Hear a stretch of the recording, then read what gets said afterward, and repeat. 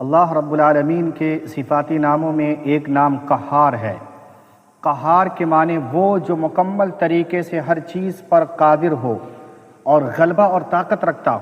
ہر چیز کے کرنے کا مکمل اختیار رکھتا ہو۔ یاد کیجئے حضرت یوسف علیہ السلام کے اس واقعے کو کہ جب عزیز مصر نے ان کو جیل کے اندر ڈال دیا تھا، چونکہ حضرت یوسف ایک نبی تھے اور نبیوں کا کام مسلسل ہمہ وقت تعلیم اور تبلیغ میں گزرتا ہے، لہٰذا جب وہ جیل کے اندر گئے تو وہاں پر بھی اپنے مشن کو جاری رکھا اور اپنے جیل کے ساتھیوں سے جو انہوں نے تبلیغ کرتے ہوئے جملہ ارشاد فرمایا تھا، جس کو قرآن مقدس بیان کرتا ہے، یا صاحب السجن ارباب متفرقون خیر ام اللہ الواحد القہار، کہ اے میرے قید کے ساتھیوں، اے میرے جیل کے ساتھیوں، ذرا بتاؤ تو صحیح کہ متفرق خدا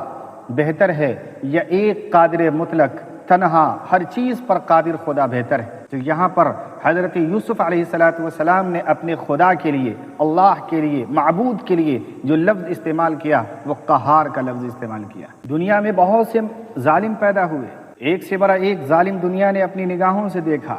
لیکن ان تمام ظالموں کی فہرست میں اگر سب سے بڑا نمایاں نام ہے تو فرعون کا ہے۔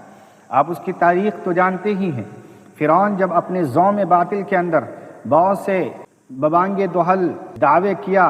تو وہیں پر خدا ہونے کا بھی دعویٰ کیا۔ چنانچہ ایک موقع پر فرعون کہنے لگا، قال سنقتل ابناءهم ونستحيي نساءهم وإنا فوقهم قاهرون،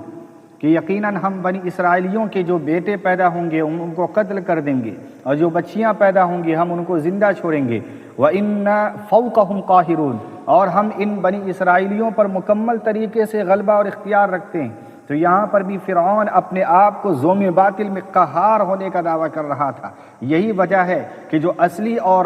واقعی قہار یعنی خدا ہے، انہوں نے اس جملے کو رد فرمایا اور اس کی پکڑ فرمائی، اور ایسی پکڑ فرمائی کہ رہتی دنیا تک اس کو یاد کیا جاتا رہے گا۔ ہم سب کا ایمان ہے کہ ایک دن قیامت قائم ہوگی اور ایک ایک ظالموں سے باز پرس ہوگی۔ یہ جو آج کل ظالم پھر رہے ہیں کہ جو چاہتے ہیں کہ ہماری منمانی ہو اور ہمارا ہی بات چل، ہم جو چاہیں وہی کریں، ہماری حکموں کی تابع داری کی جائے، اور انسانی زندگیوں کے مقدر کو اپنے ہاتھوں سے لکھنا چاہتے ہیں، ایسے لوگوں کو کل قیامت میں اللہ رب العالمین